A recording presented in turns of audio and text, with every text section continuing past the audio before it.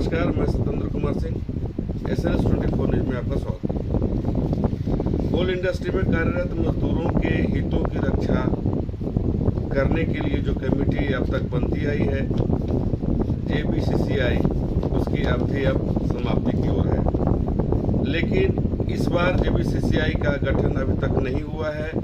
ऐसा लगता है कि कहीं ऐसा तो नहीं कि सरकार द्वारा जो लागू किया गया है 4 लेबर कोड, उस लेबर कोड के अंदर ये दफन हो जाएगा।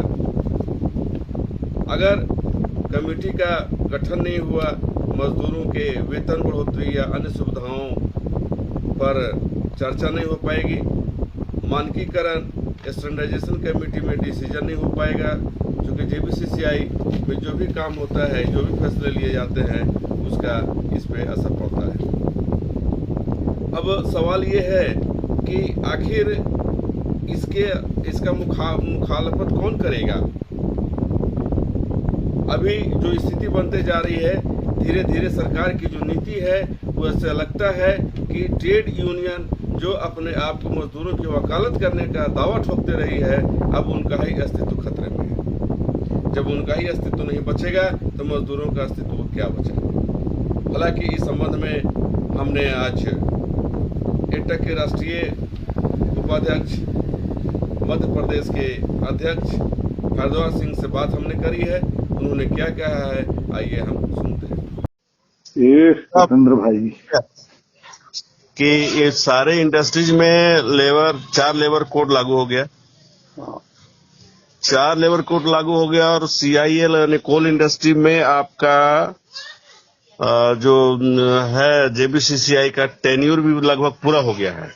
हाँ, तो क्या यह मान के चली जाए कि आप जो है उसमें मतलब JBCCI का गठन भी अभी तक तो नहीं हुआ है, नहीं हुआ है। तो मजदूरों का भविष्य कैसे देखते हैं आप लोग? देखिए, एक बात समझ लीजिए आप, जी। अभी जो है, जो 4 लेबर कोड आने के बाद और सबसे अभी जो है इंडस्ट्रियल कोड को जो लागू किया है, IR कोड को लागू किया है, तो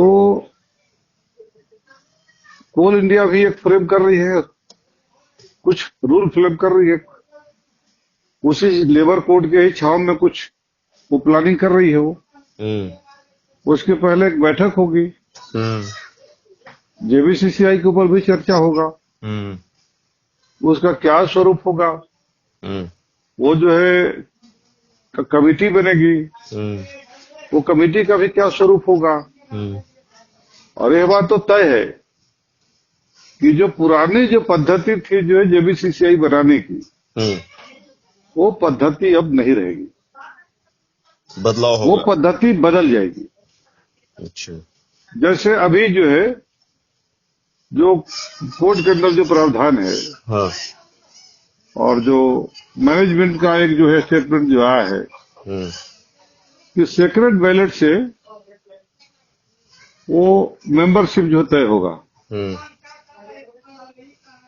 पहले HMS का या आपको BMS का, है ना, जी, इंटक के, एटक और C2 सबके जो है वो लगभग 19-20 जो है बराबर, किसी के 4 किसी के 3 जो है प्रतिनिधि रहते थे, जी, और 4-4 और 3-3 जो है अल्टरनेट मेंबर रहते थे। उसी के जो है लाइट में आपको स्टैंडर्डाइजेशन कमेटी बनी, उसमें भी 2 यूनियनों के 2-2 प्रतिनिधि और एक अल्टरनेट, और 2 यूनियनों के भी एक प्रतिनिधि और एक अल्टरनेट रहे। तो एक फ्रेम था, वो तो इक्वली जो है मैनेजमेंट के लोग भी रहते थे, तय करते थे। और आपने देखा होगा कि वेज JBCCI में तय हुआ, लेकिन बोनस जो है स्टैंडर्डाइजेशन कमेटी में तय हुआ। ठीक है। बहुत सारे जो अभी ड्रेस जो कोड हुआ स्टैंडर्डाइजेशन कमेटी में तय हुआ। बहुत सारी चीजें तो जो तय हुई इसमें। तो अब जो है उसका क्या स्वरूप होगा? भाई आज ही 2 लाख, 2.25 लाख जो है वर्कर एससीसीएल के अंदर, कोल इंडिया के अंदर है। लगभग जो 4.5 लाख जो है वो कॉन्ट्रैक्टर लेबर हैं। तो सब मिलाकर के 7 लाख वर्कफोर्स आज तक है ना कोल इंडिया के अंदर। आउटसोर्सिंग, कॉन्ट्रैक्टर और ये जो परमानेंट एग्जीक्यूटिव सब मिलाकर के उनको तो सारे 7 लाख लोग तो किसी बार्गेनिंग कमेटी में नहीं जाएंगे, नेगोशिएटिव कमेटी में नहीं जाएंगे वो। उनका कोई प्रतिनिधि ही जाएगा ना। तो वो प्रतिनिधि कौन होंगे, ये फार्मुलेट करना है। मेरा सीधा सा सवाल ये है कि आपका जेबीसीसीआई का टेन्योर कब पूरा हो रहा है? 30 जून को। 30 जून को। अभी तक क्या उसका प्रारूप होगा, क्या फ्रेम होगा, अभी तक ये तय नहीं किया गया है। तय नहीं हुआ है, उसके बारे में कोई मीटिंग भी नहीं हुई है। तो क्या लगता नहीं है कि आपको 4 कोर्ट के आड़ में जेबीसीसीआई का फ्रेम ही नहीं होगा, या फिर उसको कमेटी ही नहीं बनाई जाएगी, या फिर उसकी बैठक नहीं होगी?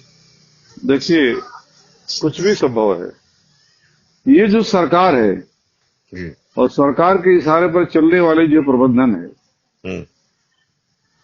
ये कुछ भी कर सकती है, क्योंकि पूरी तरह से ये सरकार जो है पूंजीपतियों के लिए काम कर रही है। अच्छा। ये मजदूरों के लिए काम नहीं कर रही है। इसके जेहन में मजदूर है ही नहीं है। इसीलिए जिस तरीके से आपने देखा कि आपको नोएडा में, पानीपत में और सूरत में, सभी जगह, इवन बरौनी में, बिहार के बरौनी में जिस तरीके से मजदूर हजारों हजार की संख्या में सड़कों पर आकर के सरकार को विवश करके अपनी बात मनवा लिए। आप यकीन करिए कि जिस तरीके से सरकार ने मजदूर विरोधी रास्ता अख्तियार किया है, एक दिन सरकार की हरकत जो है ज्वाला बनेगी और लोग जो है घरों से निकलेंगे और सरकार से सीधे दो हाथ करने को तैयार होंगे। लेकिन जेबीसीसीआई का स्वरूप चाहे जो भी हो, लेकिन मजदूरों का तनख्वाह तो बढ़ाना ही पड़ेगा। उसके अलावे इनके पास दूसरा कोई रास्ता नहीं है। जब जहां तय होता है उन मजदूरों का वेतन, जेबीसीसीआई, फिर उसका मानकीकरण, आपका स्टैंडर्डाइजेशन कमेटी है, जब वही सब नहीं रहेगा तो फिर कैसे बढ़ेगा उनका? तो कोई बनाएंगे ना, कोई काउंसिल बनाएंगे, कहीं न कहीं तो किसी न किसी फोरम में निगोशिएशन तुमको करना पड़ेगा। जी, जैसे इन्होंने कहा कि सेक्रेट बैलेट के बाद हम जिसका 20% जो है मेंबरशिप होगा उसका 1 प्रतिनिधि, जिसके 40% मेंबरशिप होगा उसके 2 प्रतिनिधि, और जिसका 50% मेंबरशिप होगा तो उसको होलसेल जो है पावर होगा ये जो निगोशिएट करने का। फिर क्या इसका जो स्वरूप होगा, यूनिट स्तर पर होगा, एरिया स्तर पर होगा, कंपनी स्तर पर होगा, फिर जो है वो कोल इंडिया स्तर पर होगा। इसके पहले कोई न कोई बैठक होगी, चाहे कोल इंडिया जेसीसी की बैठक हो या स्टैंडर्डाइजेशन कमेटी की बैठक हो, जो भी बैठक हो, तो कोई न कोई बैठक जरूर होगी। और वहां उस सारे जो उनको जो फार्मूला है, सारे जो है वो उनके जो है मैनेजमेंट के दिल और दिमाग में है, वो सब जो है वही जो तय होगा। आप फिर लड़ेंगे वहां। हम इनके प्रबंधन के और सरकार के हम बात को जो मजदूर विरोधी होगा उसको हम थोड़ी मानेंगे, नहीं मानेंगे जी। सब कुछ ठीक है, हड़ताल होगी, जेल जाएंगे, खदान को ठप करेंगे, चक्का जाम करेंगे। और जब अंग्रेजों के खिलाफ लड़ करके एटक ने बलिदान दे करके और श्रम कानून बनवाया, तो मजदूरों के हितों की हिफाजत के लिए एआईटीयूसी दूसरे यूनियन को भी अपने साथ में ले करके और जो है वो किसी हद तक जाएगी। हम लोग वो लोग हैं जो समाज को बदलने की बात करते हैं। हम वो लोग हैं जो हमने कानून को बनवाया है, ट्रेड यूनियन बनाने का कानून हमने बनवाया है। ये तक को जो गर्व है इस बात पर, तो जो जिस चीजों को हमने पैदा की है, एटक ने पैदा की है, उसको बलि चढ़ते हुए तो हम लोग नहीं देख सकते हैं, चाहे इसका अंजाम जो कोई भी हो। चलिए ठीक है, थैंक यू।